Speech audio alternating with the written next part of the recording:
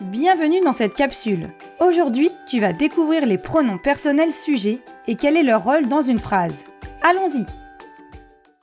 Voici la carte mentale complète sur les pronoms personnels sujets. Tu pourras la télécharger dans la description de la vidéo. Nous verrons dans un premier temps pourquoi on utilise des pronoms personnels. Puis, quels sont-ils?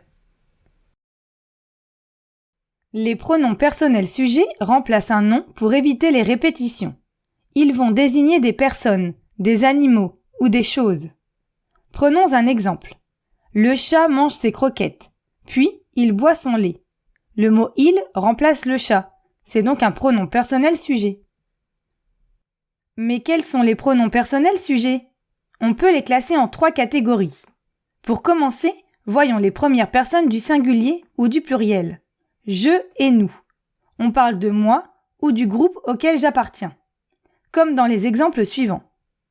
Je fais du roller dans le parc. Nous refermons la porte derrière eux. La deuxième catégorie regroupe les deuxièmes personnes, tu et vous. Les pronoms de la deuxième personne servent à parler à quelqu'un. Tu, quand on s'adresse à une seule personne.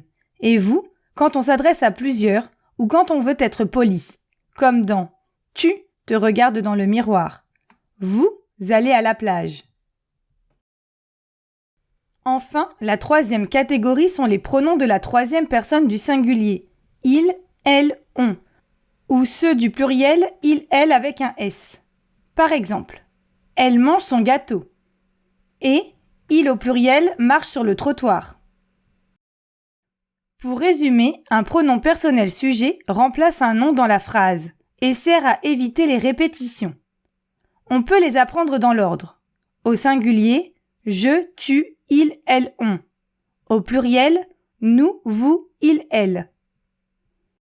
Et voilà, tu sais maintenant ce que sont les pronoms personnels sujets. N'oublie pas de télécharger la carte mentale associée à cette leçon. Le lien est dans la description. Tu y trouveras aussi des fiches d'exercices et des quiz pour t'entraîner. À bientôt!